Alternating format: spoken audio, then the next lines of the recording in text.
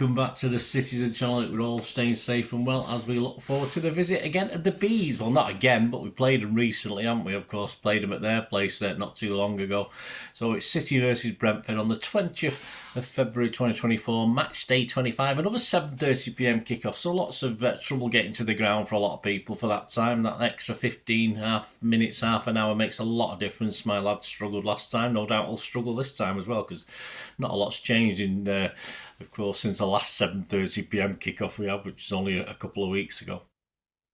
So there we go, just over 2 weeks since our match-up at the G-Tech. Of course, we're playing them again, a quick chance to complete a double to make up for last season. Yes, if you look at point stats, of course, with a disappointing draw against Chelsea, who we obviously beat at home last season, a win against Brentford would put us only 4 points behind last season's equivalent points total against the same teams. That's including all the promoted teams all lumped together as one, which would mean that we're going to finish the season, if it's projected with the same results, like we get beat at Tottenham, we get beat at Liverpool, it would take us just to 85 points. Will that be enough to win the title? I don't particularly think so. Perhaps without it would have got us second last season behind ourselves, but of course Arsenal, Liverpool seem to be starting on a bit of a roll at the moment. So anyway, an interesting stat.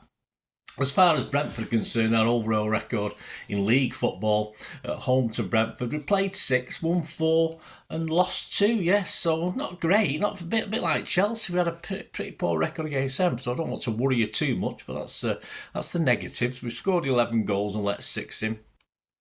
So we'll have a look at that today. We'll have a look at what I predict the Pepsi 11 is. Interesting one this week. I certainly predict about 4 changes to the team against Chelsea. I will explain all that, of course, and we'll have a quick look at how Brentford are doing and how they've done since we played them. We've only played 2 or 3 games, of course. Please, if you are new to the channel, push that subscribe button, push the bell notifications, everything City past, present and forever. Or as forever as I can keep going, that's for sure. So probably might not be a long time. There you go. But stop being miserable, Bernard. Right, let's be cheerful. Yes, Pepsi 11. So please leave us your comments, leave us your thoughts, leave us your starting 11. Anything you want to say about the game. It'd be great to have those views. I will respond or give you a like. Hopefully you can give this little vlog a like as well, guys. And check out the channel if you like film and TV stuff as well. Lots of stuff on film and TV. So hopefully you'll enjoy that content as well. So since we won 3-1 there on the 5th of February, was it 3-1 or 4-1? I can't remember now. Anyway, since we beat them there, whatever it was, you'll know better than me, on the 5th of February. They beat Wolves away 2-0, and at home to Liverpool, of course, he got smashed 4-1, even despite Liverpool having picked up another couple of injuries. Fairly comfortable result, although Brentford did just have as many on the stats, just as many chances as Liverpool. Tony, of course, was back on the score sheet yet again.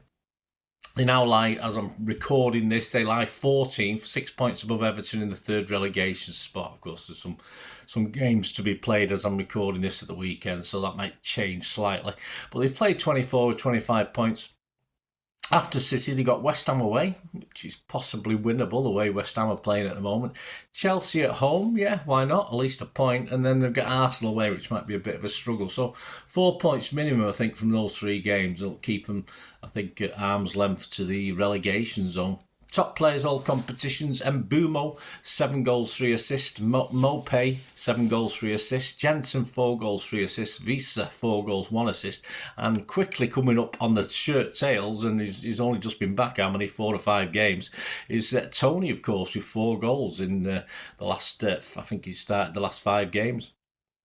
But I do fully expect City to stop him. Well, certainly from getting more than 1 goal anyway. But and I thoroughly think the Bees are going to be stopped by City, and there's not going to be any all the sort of things we say. There's not going to be no sting in the tail for this one, because I think after that slightly frustrating performance against Chelsea, I think we're gonna make them suffer. That's for sure. So that brings us to our boys, doesn't it? What does that squad against Chelsea tell us, if anything, about this game? Well, the squad against Chelsea was Edison, Walker, Diaz-Aki, Akanji, Rodri, Foden, De Bruyne, Maina, Alvarez, Doku and Haaland.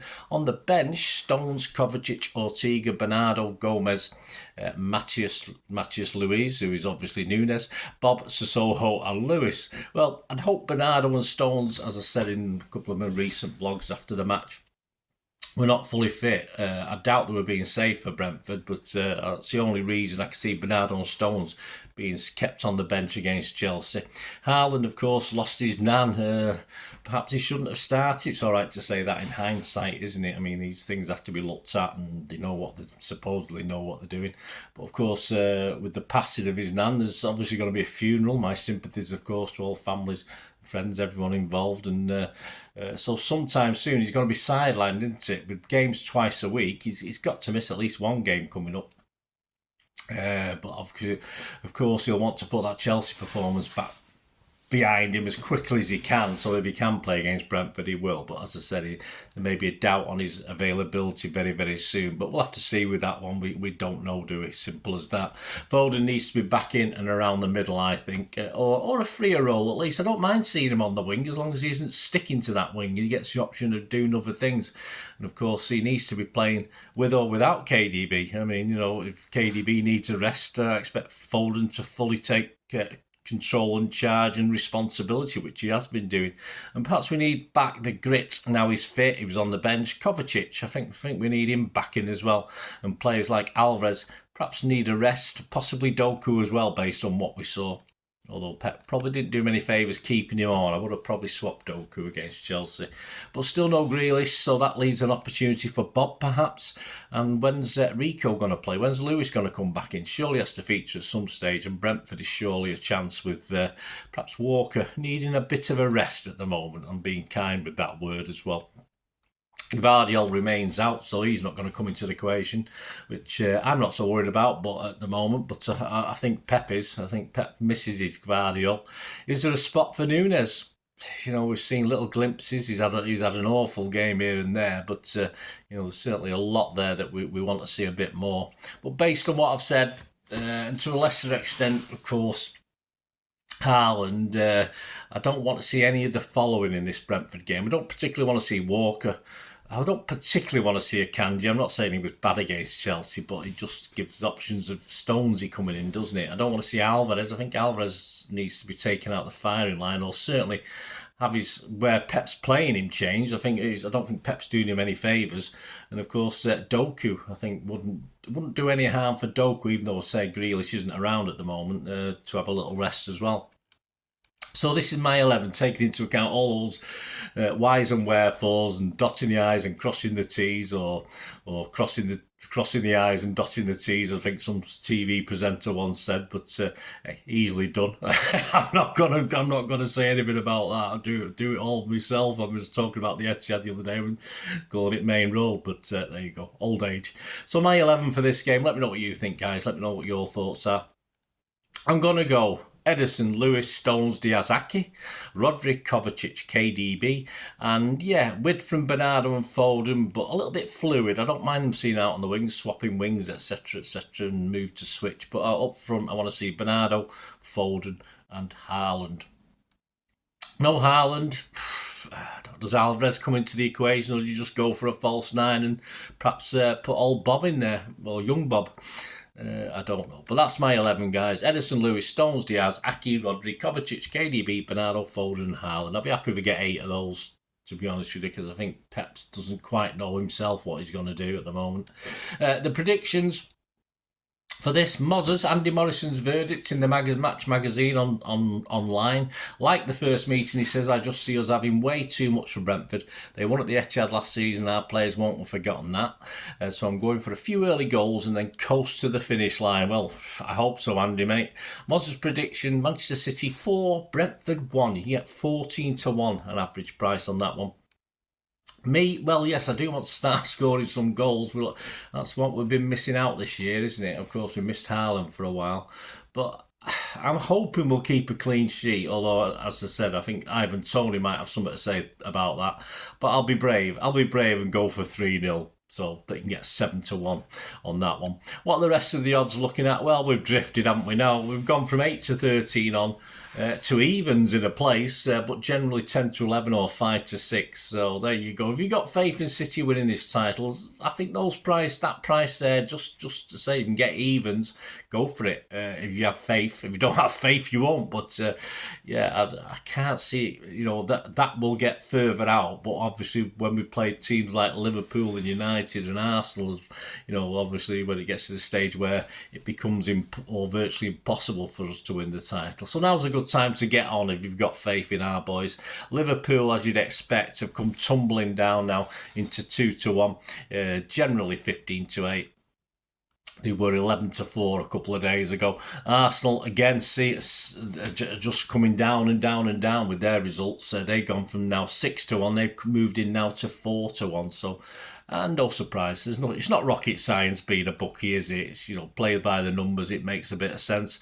Brentford are 19 to 1 now to be relegated. They were 11 to 1 when we played them last time, over a couple of weeks ago. So they've firmed up. The bookies are confident they will survive. And to stay up, it's gone from 1 to 25. You now sort of get about 1 to 66 now on them staying up. So obviously you're not going to bother putting 66 quid on to win a pound here on Brentford. Or if you are, you perhaps need your bumps testing. That's for sure. Right, the match odds: City are 1 to 5 on. Fair enough. Draw is 13 to 2, and the Brentford win is 14 to 1.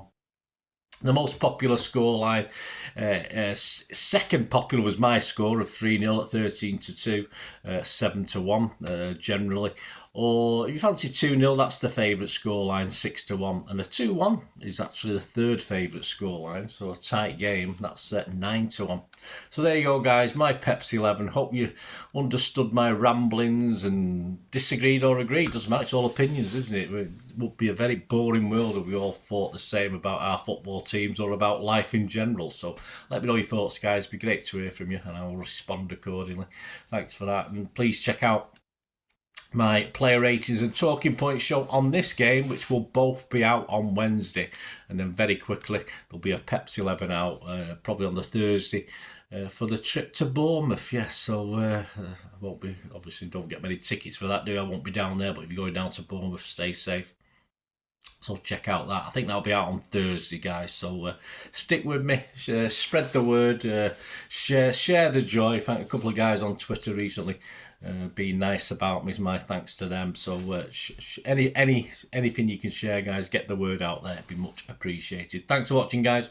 Until we meet again. That's one thing, don't I? Please stay safe, Blues. Come on, City. Bye for now.